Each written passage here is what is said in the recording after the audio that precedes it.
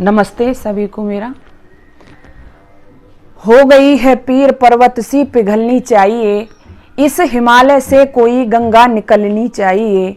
सिर्फ हंगामा खड़ा करना मेरा मकसद नहीं, मेरी कोशिश है कि महापुरुषों की बदनामी रुकनी चाहिए। दर्शकों, जैसा कि आपको विदित ही है, पिछले कुछ दिनों से मेरे जेहन में काफ़ी उथल पुथल हो रही है। हमारे महापुरुषों का स्वरूप, उनका रूप जिस तरह से समाज में दिखाया जा रहा है, बोला जा रहा है, प्रचारित किया जा रहा है, बड़ी वेदना होती है। भगवान श्री कृष्ण के विषय में आपने सुनाई होगा पिछले कुछ दिनों से कुछ कथाकार, और एक तो जो बहुत ही अपने आप में फेमस हैं, बड़े प्रसिद्ध हैं, जिन्होंने इन महापुरुषों के नाम पर ही, चाहे वो कृष्ण हो चाहे श्री राम हो, बहुत सारा धन इकट्ठा किया है, बहुत सारे ठाट वाट जिन्होंने अपने बनाए हैं। बड़ी वेदना की बात है कि आज उन्हीं महापुरुषों की वो इतनी बदनामी करने में लग गए हैं, उनको इतना नीचा गिराने में लग गए हैं कि कभी सोचा भी नहीं था। वो भगवान श्री कृष्ण, दर्शकों मैं आपसे कह देना चाहती हूं, उनके विषय में कौन नहीं जानता, जिनको भगवान मान करके हम और आप याद करते हैं, पूजते हैं। उनके आचरण से हमें सीखने को मिलता है। ऐसा व्यक्तित्व कहाँ मिलता है? किस देश के पास ऐसा व्यक्तित्व है? भगवान श्री कृष्ण जैसा। मैंने तो देखा है कि लोग घरों को छोड़ करके योगी बनते हैं, शादी विवाह नहीं करते तब योगी बनते हैं, लेकिन एक ऐसा महापुरुष जो गृहस्थ में रहते हुए भी, जिसको योगी राज कहा गया, स्वामी जी जिसके विषय में लिखते हैं कि वो आप्त पुरुष थे। भगवान श्री कृष्ण को आप्त पुरुष कहा, और आप्त पुरुष उसे कहते हैं कि जिसने जन्म से लेकर के मृत्यु पर्यंत कोई भी गलत कार्य नहीं किया हो। लेकिन आज के बाहर कथावाचकों, आपका कृष्ण शराब पीता है, आपका कृष्ण छलिया है, सब कुछ लांछन, सब कुछ घटिया से घटिया, गिरे से गिरे इल्जाम जो कौम, जो लोग अपने महापुरुषों पर लगाएं। आप जरा विचार करिएगा उस देश का, उस देश की संस्कृति सभ्यता का क्या होगा। मैं आपसे कह देना चाहती हूं, वो भगवान श्री कृष्ण, वो योगी राज, जो लोग घर से निकल करके योगियां बनते हैं, घरों को छोड़ करके शादियां न करके योगी बनते हैं, लेकिन वो योगी राज गृहस्थ में रहते हुए, जिसने योग धर्म को अपने जीवन में धारण किया, और हम उसको योगी राज श्री कृष्ण कहते हैं। शादी के पश्चात, विवाह के पश्चात 12 वर्ष तक भोग विलास का जीवन नहीं जिया। पढ़ो उस कृष्ण को। बल्कि जिसको आज हम बद्रीनाथ कहते हैं, वहां पर जाकर के 12 वर्ष तक दोनों पति पत्नी ने मिलकर के तपस्या की, घोर तपस्या, और उस तपस्या के पश्चात एक पुत्र की प्राप्ति उनको हुई, जिसका नाम प्रद्युम्न था, जो रंग रूप में, आचरण में, कद काठी में भगवान श्री कृष्ण के ही समकक्ष था। आप भूल गए उनके उस आदर्श को, आप भूल गए उस कृष्ण को, उस कृष्ण की मर्यादाओं को, जिसने हर क्षेत्र में मर्यादा स्थापित की। उस भगवान श्री कृष्ण को मैं कौन सा उनका पहलू बताऊं?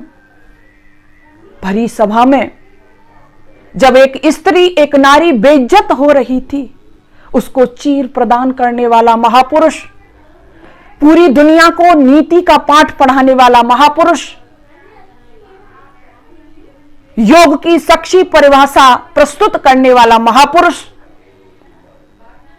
उसके लिए हमने ऐसे लांछन लगाए, ऐसे घटिया लांछन, जिनके द्वारा हमारे महापुरुष यदि हमें देख रहे होंगे, कहीं से सुन रहे होंगे, तो हृदय रो रहा होगा। मेरे देश की संस्कृति जिनके कारण जीवित थी, महान थी, इस देश के महापुरुष ही तो थे।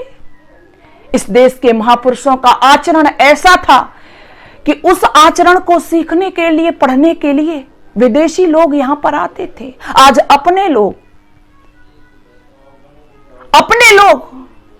कोई दूसरे नहीं है ये जो मेरे महापुरुषों को शराबी कह रहे हैं, कोई दूसरे नहीं है जो मेरे महापुरुषों की बदनामी कर रहे हैं। आज अपने लोग मेरे महापुरुषों को नीचे गिराने में, उनके आचरण को कलंकित करने में लगे हुए हैं। इसलिए मैं कहना चाहती हूं आप सभी से कि ऐसे कथावाचकों का, ऐसे वक्ताओं का, ऐसे लोगों का आप बहिष्कार करिए और मेरे कृष्ण का जो चरित्र था, उज्जवल चरित्र, उज्जवल आचरण, उसको पूरी दुनिया के सामने जीवित करिएगा। आज ये लोग तो सब कुछ कमा लिया, अब ये ऐश आराम का जीवन जी रहे हैं।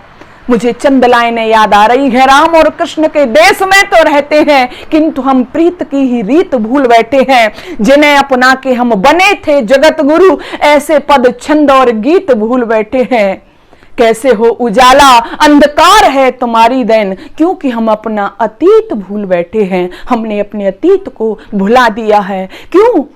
इसलिए कि आप लोग तो कोई कुछ भी हमको सुनाता है, तालियां बजाते हैं, सुनते रह जाते हैं। इसलिए इनको पैसा चाहिए, कुछ भी कहेंगे, आप सुनेंगे, सब कुछ चलेगा।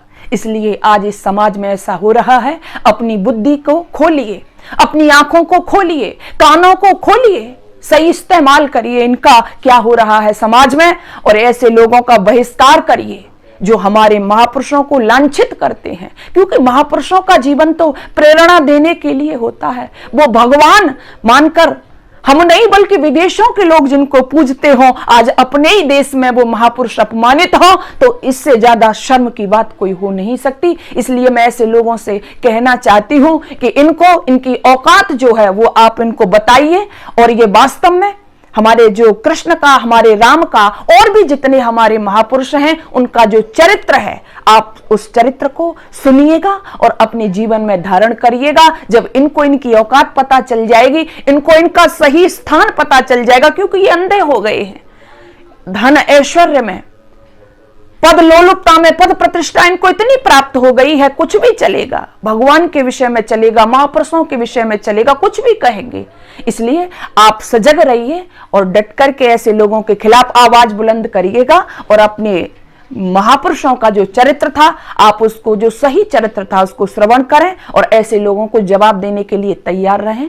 मैं आपसे पुनः धन्यवाद देना चाहती हूं कि आप अवश्य ही मेरी इस बात को हृदयगम करेंगे और भगवान श्री कृष्ण, मैं फिर से कहूंगी, योगी राज भगवान श्री कृष्ण, योगेश्वर भगवान श्री कृष्ण का पूरी दुनिया के सामने आदर्श स्थापित करेंगे और सारे दुनिया को कृष्ण का वो चरित्र बताएंगे, जिसके कारण वो विदेशों में भी, पूरे भारतवर्ष में पूजा जाते हैं।